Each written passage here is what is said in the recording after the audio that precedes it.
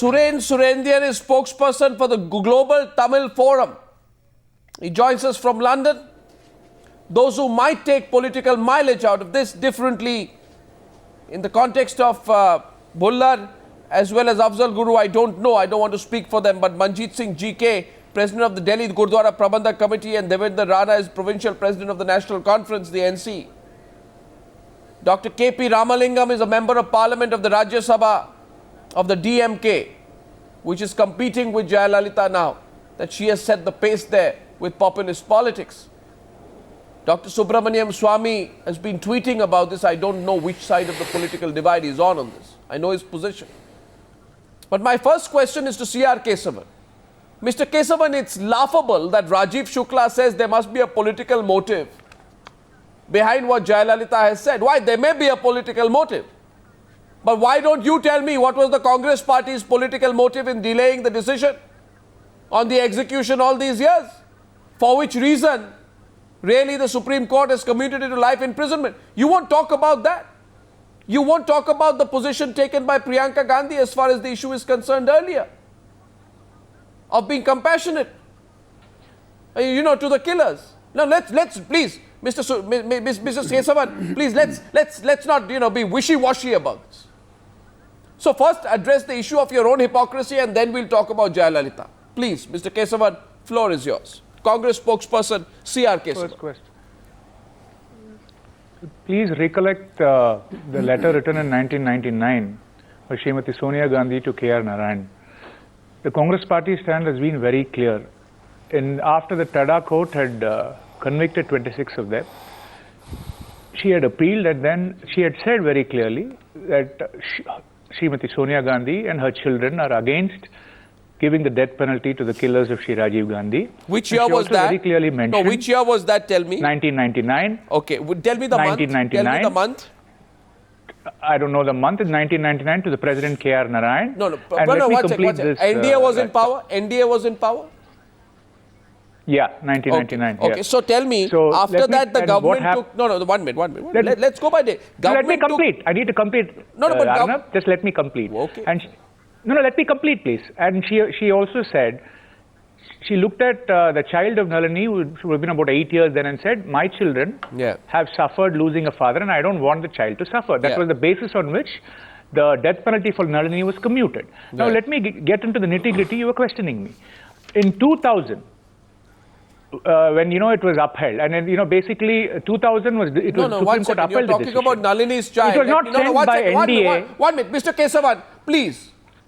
Issue versus issue, everybody's got emotions, everybody's lost. I read out to you the Supreme Court, what it said on the 11th of May 1999 when it upheld the death sentences to Nalini Murugan, Perarivelan as well as Santan. And it said, in the beginning of the judgment, we noted that one small girl, Kokila, wanted to recite a poem to Rajiv Gandhi. In one of the photographs, this small girl, Kokila, is shown standing next to her mother, Lata Kannan, next to Dhanu. Both died in the blast. What about these children who died, sir? No sympathy for them, Mr. Kesavan? No. Let me come back here again fighting no a precedent for you. No justice for them. No. Those who killed them. The Tamil Nadu government has no sympathy for the 17 families. Tamil Nadu government has no sympathy for the 17 families who died along with Shri Rajiv Gandhi. And that is the fact here today. They have no sympathy. They have no basic justice has been denied to them today, which is the hard fact and reality. You need to let me speak, Arnab, please. Let me have my say first. First thing is very clear that, they have selectively utilized these powers of remission. It is a constitutional powers given to the, state government and state authority. And they have violated the spirit bed. Okay, Arnab, let me ask you a question. Since you've been asking me questions, I'll leave you with one question, then we'll take the debate. One question to you. Today, the Tamil Nadu government decided to release 7 people, and in such alacrity that 3 of them were only commuted yesterday. Let me ask you a simple question. Leave the case of Nalini out.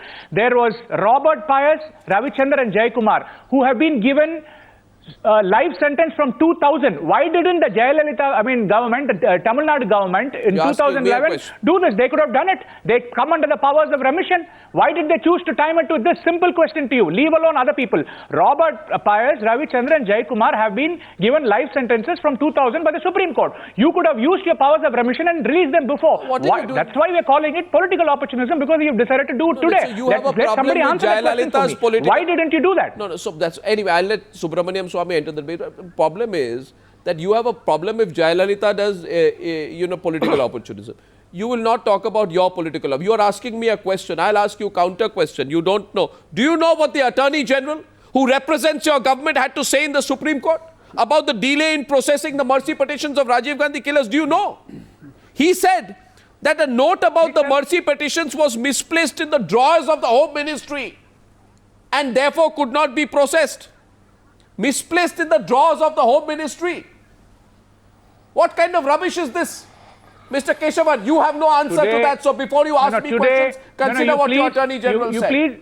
Subramanian Swamy now. We'll open up the debate now. Subramanian Swamy, your response to that and many of the other issues which have been raised here about Jayalalitha's political opportunism by the Congress spokesperson. And gentlemen, we are opening it up after that. Yes. Well, first of all, the cabinet resolution of the Jayalalithaa government is totally illegal. Plain reading of both the CRPC as well as the Constitution, Article 161 and 162, makes it clear that without the consultation and acceding of the central government, this can't be done, because its prosecution was done under certain central laws. It was also done by the CBI. Which sections so of therefore, the CRPC? it has no legal. 435 would tell you that where the central government is involved, that it has to be with the concurrence of the central government. And 432, 433, 433A, these are the ones on the remission. Right. Okay. And when you read Article 161 and 162, there again it makes very clear that the power is restricted to where the state legislature can enact a statute. So why is the DMK, this is a totally illegal, DMK also asking for the same thing then? Because, let me get it. One second. On that, I therefore ask the DMK, listen. Now, I'm not finished yet. Okay, complete your point. I just was curious to know why the DMK also wants to do something illegal in that case. Well, that's number one. Number two, one of the key ministers of the present government, Mr. Chidambaram, has just declared in Madras that he would not be unhappy if these people were let off. So I don't know what the correct Congress position is. The third thing is, I would believe the bona fides of Congress if they went in review, because this is a three-judge bench judgment, and therefore they have every right to go in a revision or in a curative petition and ask, in fact, for a constitutional bench on this, because it's a very important judgment that needs to be fixed. Because, all right, in the case of some passionate murder like that Dhananjay Chatterjee, who unfortunately didn't get remission, one can consider these matters. But where the act is against the country, where cold-blooded murderers who are terrorists, in fact, two of them are foreigners. They are not even entitled to fundamental rights. These people getting freedom for killing a person who has been the Prime Minister of India, and they gloatingly said they wanted to teach him a lesson for sending IPKF to Sri Lanka. I think this is something which requires a constitutional bench, and the government should demonstrate its bona fides by going back to the Supreme Court. Yeah, my question to the DMK is, first of all, two things to the DMK. One, why do you want to do something illegal? One minute. Second is, sir, with respect, how many U-turns will your party do? Your party is a master of U-turns, and I'm not talking about the 2G case. 1 minute, sir, listen to the question. You see, in 2000, the Tamil Nadu government, headed by Karunanidhi, advised the governor to commute Nalini's death sentence and reject the mercy petitions of others. It was on the basis of the Karunanidhi government's decision in 2000, 1 minute, that the death sentence of Santan, Murugan and Peradivalan was confirmed. On April 28, 2000, the state government sent the mercy petitions of the three to the central government to be forwarded to the President of India. From rejecting the mercy petition in 2000, that's the point, to today, taking a U-turn and asking for the release of the assassins of Rajiv Gandhi. My God, Ms. Dr. Ramalingam, I think that's 100% hypocrisy. You should actually apologize for the hypocrisy tonight. No, international level, all death sentences has been abolished for more than 147 countries. 1 minute. What kind of an answer is that? You ask for the mercy petitions to be rejected in 2000, and today you want the killers to be set free. No, situation arised in that period. So explain. That the mercy petition rejection and are recommending it is all the situation arising that time. Now what is this? Everywhere in the world, death sentence has to be abolished. More than 147 countries are abolished. That is not, sir. That was in 2000 also. In our conference that was the situation in 2000 also. In 2000 also, in many countries, death sentence was abolished, but it was not abolished in India. In 2000, you want their mercy petitions to be rejected. And Karunanidhi now says, I am filled with joy. He now says, I am filled with joy because the Supreme Court has given Santan, Peranivalan and Murugan the right to live by setting aside their death sentences. In other words, he is saying, I am filled with joy because they have rejected what I asked for 13 years back. I mean, come on, keep some consistency. The past is past, sir. Now what is going on? What is going on? Politics is going on. Now.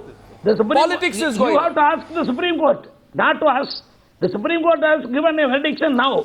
No, politics is going on. That says those death sentence need not be executed because the delay. No, politics is going on. Ranjit also delayed. Ranjit Malani got the petition for 6 years in his hand when he was a minister.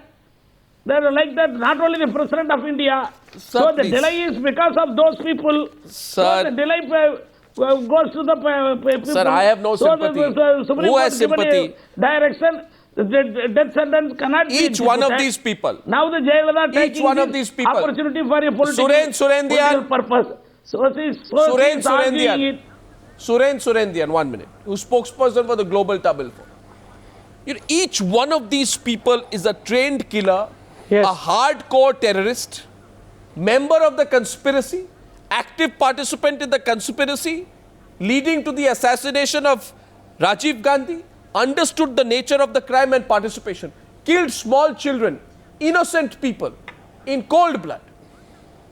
Tonight you should actually be very worried, Mr. Surendian. Instead of looking at it from a narrow perspective, you should look at the long-term repercussions of the politics that is leading to this kind of a situation where people like Nalini, will be walking the streets of Chennai. You should be really concerned about it. Can you divorce your activism from the ethics of the situation?